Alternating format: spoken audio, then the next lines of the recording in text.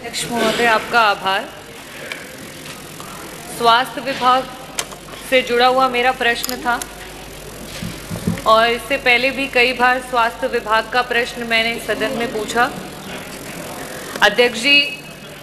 मैं यहाँ आज प्रश्न पूछने के लिए नहीं, अपनी पीड़ा व्यक्त करने के लिए खड़ी हुई हूँ,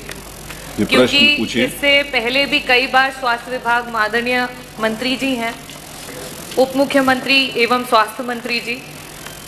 और जितनी मेरी आयु होगी उतना अभी तक का मंत्री जी का राजनीतिक सफर रहा हुआ है, बहुत ही एक्सपीरियंस्ड है। जिस समय ट्रॉमा सेंटर की बात की गई इस सदन में, विपक्ष ने जब सवाल किया तो आदरणीय मंत्री जी के द्वारा कुछ ऐसे शब्दों का प्रयोग किया गया जो वास्तविकता में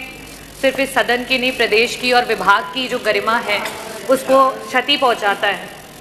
मैं आपका संरक्षण चाहूँगी अध्यक्ष जी। इसके बाद जब नवजात शिशुओं की मौत की बात हुई झांसी में, उस समय भी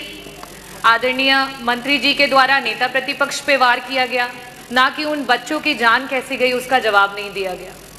अभी हाल फिलहाल में वापस से जब स्वास्थ्य विभाग पे चर्चा हो रही थी तो श्रद्धेय नेताजी पे टिप्पणी की गई, जहां उनसे रिलेटेड कोई बात नहीं थी, और साथ ही साथ एक विशेष धर्म के लोगों पे कॉन्ट्रासेप्शन के ज्ञान को दिया गया, जिसकी यहाँ कोई आवश्यकता नहीं थी। जब मेरे द्वारा इस सदन में मंत्री जी से प्रश्न पूछा गया है, कहीं ना कहीं मंत्री जी आहत हो जाते हैं या उस विभाग के या उस प्रश्न के जवाब उस अनुसार या उस अनुकूल नहीं रहते हैं कि मंत्री जी के द्वारा इस तरीके की क्रियाएं सामने आती हैं।